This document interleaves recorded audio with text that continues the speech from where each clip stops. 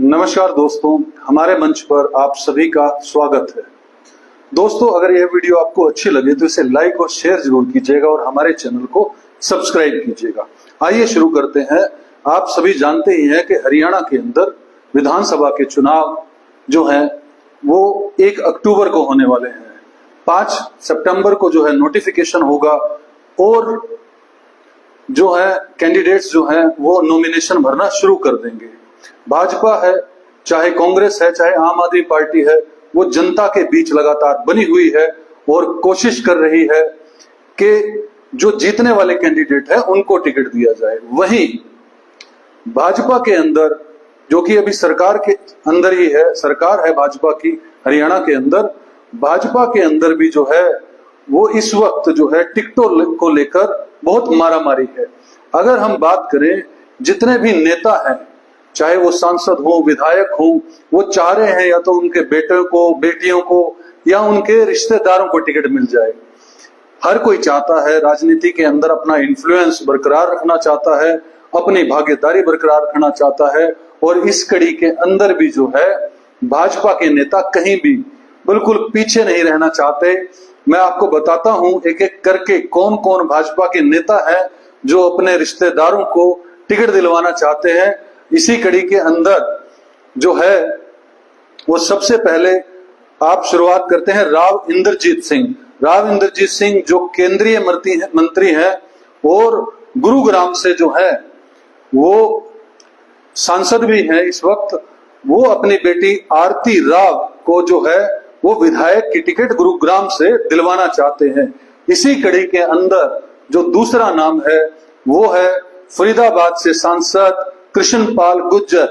कृष्णपाल गुर्जर जो है वो अपने बेटे देवेंद्र चौधरी को जो है वो भाजपा से विधायक की टिकट दिलवाना चाहते हैं, एमएलए की टिकट दिलवाना चाहते हैं।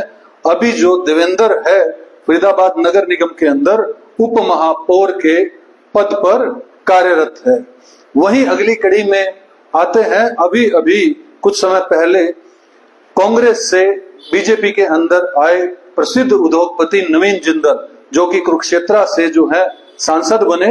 वो हिसार सीट से अपनी माता श्री, जो कि लगभग बहुत बुजुर्ग हो चुकी हैं, उनको हिसार सीट से जो है वो एमएलए की टिकट बीजेपी से दिलवाना चाहते हैं। जिसके कारण से जो बिजली मंत्री हैं रणजीत सिंह चौटाला जो है वो काफी जो है नाराज बताए जा रहे हैं और रस्साकसी उनके बीच में चल रही है। और अगर देखें हम लोकसभा चुनाव के अंदर भी, तो इंद्रजीत का कहीं न कहीं जो है सुमित्रा जिंदल ने उतना सपोर्ट नहीं किया था जितना सपोर्ट उनको करना चाहिए था।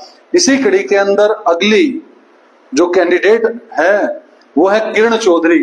अभी अभी राज्यसभा के लिए बीजेपी ने उनका नाम हरियाणा के उपचुनाव के राज्यसभा की सीट के लिए जो है वो मनोनीत किया है, उनको कैंडिडेट बनाया है किरण चौधरी को। वो अपनी पुत्री पूर्व सांसद श्रुति चौधरी को जो है वो तो शाम से टिकट दिलवाना चाहती है।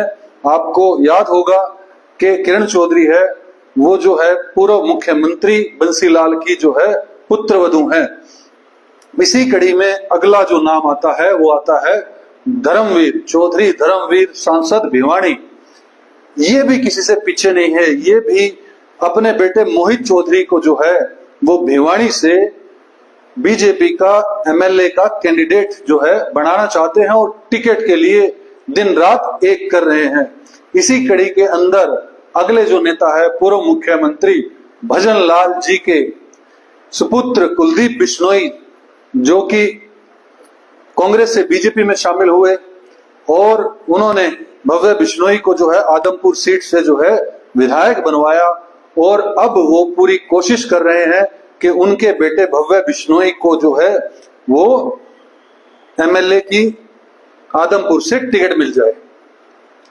कुलदीप बिश्नोई खुद चाहते थे कि उनको बीजेपी जो है राज्यसभा के इस उपचुनाव के अंदर जो है वो कैंडिडेट घोषित करे, लेकिन बीजेपी ने ऐसा नहीं किया।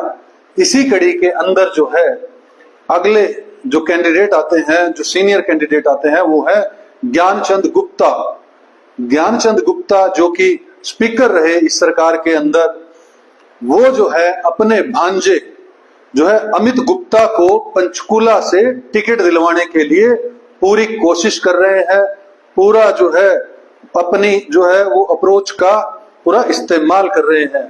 नेक्स्ट कड़ी के अंदर जिनका परिवार नहीं है, जिन्होंने कहा था कि हरियाणवी एक हरियाणा एक का नारा जिन्होंने दिया था, पूर्व मुख्यमंत्री और इस वक्त केंद्रीय मंत्री मनोहर लाल खट्टर, इनकी खुद की तो फैमिली है नहीं, शादी नहीं की, लेकिन ये भी जो है जिन सांसद संजय भाटिया ने करनाल की सीट जो है इनके लिए छोड़ दी, बलिदान दिया, उनको जो है पानीपत शहरी से जो है चुनाव लड़वाने के लिए दिन रात एक कर रहे हैं। और इनको मेरे ख्याल से दिन रात एक करने की जरूरत नहीं है, क्योंकि ये तो खुद चुनाव समिति में है, केंद्रीय चुनाव समिति के अंदर है, तो इनको ज्यादा मुशक्कत नहीं करनी पड़ेगी। संजय भाटिया को वो टिकट जो है वो दिलवा देंगे। तो हमारे मनोहर लाल जी भी जो है वो पूरी कोशिश कर रहे हैं, संजय भाटिया पूर्व सांसद करनाल से जो है उनको पानीपत शहरी से जो है वो टिकट दिलवा दिया जाए। दोस्तों, भाजपा का एक जो है वो नारा है कि हम एक ही परिवार से दो लोगों को टिकट नहीं देंगे, लेकिन इस बार ये नारा पूरी तरह से ध्वस्त होता हुआ नजर आ रहा है, क्योंकि किसी भी तरह से भाजपा को जो है हरियाणा के अंदर तीसरी बार सरकार चाहिए। इसके लिए साम दाम दंड भेद सब लगा देगी भाजपा, पूरी कोशिश करेगी। तो वो चाहती है जो है कि एक ही परिवार से अगर टिकट देनी पड़े देंगी, और आरएसएस जो है वो इस पर अपनी पहले ही मोहर लगा चुकी है कि उन लोगों को टिकट दिया जाए जो जीत सकते हैं। दोस्तों, मैं आपको बता दूं, इस वक्त जो है हरियाणा के अंदर कहीं ना कहीं जो है सत्ता विरोधी लहर चल रही है, और भाजपा को इसका पूर्ण आभास है। आपको पता है लोकसभा सीटों के अंदर जो है जो चुनाव थे, लोकसभा चुनाव थे, उसके अंदर जो है कांग्रेस 5 सीट जीत गई थी, और 2 सीटें जो है वो बहुत कम मार्जिन से, गुरुग्राम वाली सीट और जो कुरुक्षेत्र की आम आदमी पार्टी अलायंस में लड़ रही थी वो सीट भी जो है बहुत कम मार्जिन से हारी थी। लगभग 7 सीटों पर जो है कांग्रेस और आम आदमी पार्टी जीत सकती थी। मतलब साफ था कि 2019 के अंदर अगर भाजपा को 40 सीटें आई थी, तो इस बार तो मोदी लहर भी नहीं है। तो कहीं ना कहीं बीजेपी को ये साफ तौर पर पता है कि हमने जीतने वाले कैंडिडेट जो है वो नहीं दिए तो हमें सत्ता से बाहर होना पड़ेगा। वहीं पर भाजपा अगर ऐसा करती है कि इन लोगों के नेताओं के रिश्तेदारों को अगर टिकट देती है, तो कहीं ना कहीं वो विपक्ष के निशाने पर आएंगी, और विपक्ष जो है पूरी तरह से प्रचार करेगा कि भाई भतीजावाद को जो कांग्रेस पर जिस पर इल्जाम लगाती है ये भाजपा, अब वो भी इसी कड़ी में जुड़ जाएंगे। आपको बता दूं कि 23-24 अगस्त को प्रदेश चुनाव समिति भाजपा की जो है बैठक गुरुग्राम के अंदर रखी गई है। 25 तारीख को जो है वो केंद्रीय चुनाव समिति की बैठक है। 23-24 को 90 की 90 सीटों के लिए जो है वो पैनल तैयार कर लिया जाएगा, और लगभग टिकटें फाइनल करके अपनी तरफ से जो है वो केंद्रीय चुनाव समिति के सामने जो है 23 और 24 को जो गुरुग्राम के अंदर मीटिंग होगी, भाजपा की जो प्रदेश चुनाव समिति है वो रख देगी। और 25 तारीख को केंद्रीय चुनाव समिति, जिसके अंदर खुद नरेंद्र मोदी जो है मौजूद रहेंगे, अमित शाह मौजूद रहेंगे, और भी सभी सीनियर नेता, चाहे वो मनोहर लाल खट्टर हो, मुख्यमंत्री नायब सिंह सैनी हो, और चाहे प्रदेश अध्यक्ष बड़ोली जी हो, वो सब जो है मौजूद रहेंगे। और 25 तारीख को टिकटें फाइनल करके 26 तारीख को भाजपा की पहली जो है वो लिस्ट आ सकती है। और बीजेपी का ये खास तौर पर जो है ये प्लस पॉइंट है कि बीजेपी सबसे पहले टिकटें डिक्लेयर करती है, बहुत जल्दी टिकटें डिक्लेयर कर देती है।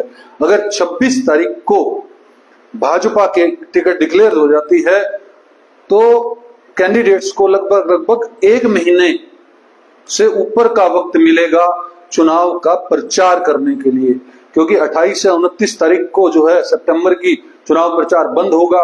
अगर बीजेपी 26 तारीख को टिकटें ऐलान कर देती है तो उनके कैंडिडेट्स के पास जो है दूसरी पार्टियों की अपेक्षा जो है वो ज्यादा टाइम होगा, वो ज्यादा लोगों के बीच जा पाएंगे, और उनकी जीतने की संभावना जो है ज्यादा हो जाएगी। इसमें भी कोई दो राय नहीं है। लेकिन बहरहाल देखने वाली बात जो है वो ये है कि क्या भाजपा जो है इन जो ये टिकट मांग रहे हैं नेता एक बार दोबारा से बता दूं, राव इंद्रजीत सिंह अपनी बेटी आरती राव के लिए, कृष्णपाल गुर्जर अपने बेटे देवेंद्र चौधरी के लिए, किरण चौधरी अपनी बेटी श्रुति चौधरी के लिए, धर्मवीर सिंह अपने बेटे मोहित चौधरी के लिए, कुलदीप बिश्नोई अपने बेटे भव्य बिश्नोई के लिए और ज्ञानचंद गुप्ता अपने भांजे अमित गुप्ता के लिए जो है वो टिकटें मांग रहे हैं।